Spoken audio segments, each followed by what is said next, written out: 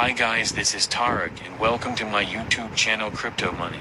Today I will tell you about BTC, Ethereum and each and everything about cryptocurrencies. So let's start the video. Currency has been a very important part of our lives. In the caveman era, they used the barter system. Now the barter system involves goods and services being exchanged among each other.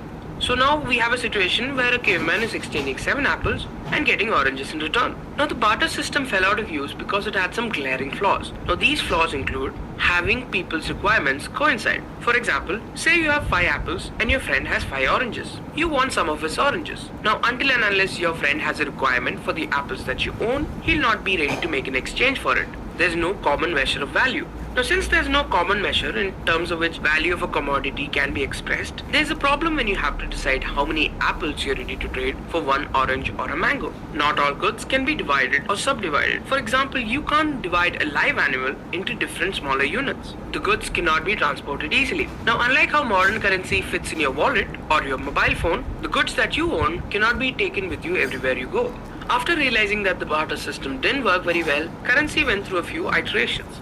In 110 BC, an official currency was minted. In 1250 AD, gold-plated florins was introduced, and this was used across Europe. And from 1600 AD to 1900 AD, paper currency gained widespread popularity and was used across the world. This is how modern currency, as we know it, came into existence. Modern currency included paper currency in coins, credit cards, and digital wallets. For example, you have Apple Pay, Amazon Pay, Paytm, PayPal, and so on. All of this was controlled by banks and governments. Now, this means that there was a centralized regulatory authority that limited how paper currency and credit cards worked. Now, imagine the scenario of doing an online transaction. Here you're thanking your friend for paying for your lunch, and you're saying that you're sending them money to their account. Now, this transaction takes place successfully, but there are several ways where this could have gone wrong. There could have been a technical issue at the bank. For example, their systems could have been down, the machines weren't working properly, and so on. That means there's a central point of failure, which is the bank. The user's accounts could have gotten hacked. For example, there could have been a DDoS attack, or identity theft, and so on. Or the transfer limits for that account were exceeded. This is why the future of currency lies with cryptocurrency. Now imagine the transaction between two people in the future. One of them has the Bitcoin app, and there's a notification asking whether they're sure they're ready to transfer 5 Bitcoins. If yes, processing takes place. Here we're authenticating the user's identity, checking whether they have the required balance to make that transaction, and other things. Now after that's done, the payment is transferred and the payment is received. All of this happens in a matter of minutes and is as simple as that. This in turn removes all the problems of modern banking. There's no limits to the funds you can transfer, your accounts cannot be hacked, and there's no central point of failure. Now, as of 2018, there's more than 1600 cryptocurrencies available. Now, there are some popular ones like Bitcoin, Litecoin, Ethereum, and Zcash. And a new cryptocurrency crops up every single day. Now, considering how much growth they're having at the moment, there's a good chance there's plenty more to come in the upcoming years. So what exactly is cryptocurrency? A cryptocurrency is a digital or virtual currency that is meant to be a medium of exchange. Now, cryptocurrency is quite similar to real-world currency, just that it does not have any physical embodiment. It also uses cryptography to work the way it does. Now, some of the features of cryptocurrency are that there's a limit to how many units can exist. With Bitcoin, this limit exists at 21 million.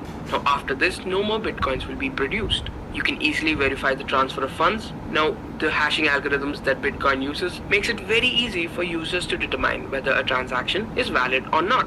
They operate independent of a bank or a central authority. They work in a decentralized manner. Now, new units can be added only after certain conditions are met. For example, for Bitcoin, only after a block has been added to the blockchain will the miner be rewarded with Bitcoins. And this is the only way new Bitcoins can be generated.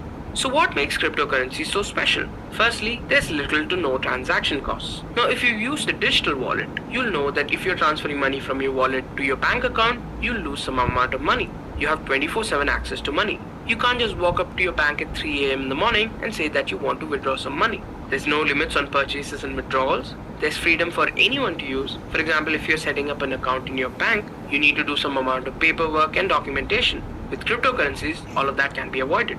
International transactions are faster. Now, wire transfers take about half a day to transfer money from one place to another, but with cryptocurrencies, it only takes a matter of minutes or seconds. What's the crypto in cryptocurrencies? Crypto refers to cryptography. It's a method of using encryption and decryption to secure communication in the presence of third parties with ill intent. Now, this refers to third parties who want to steal your data or want to eavesdrop on your conversation.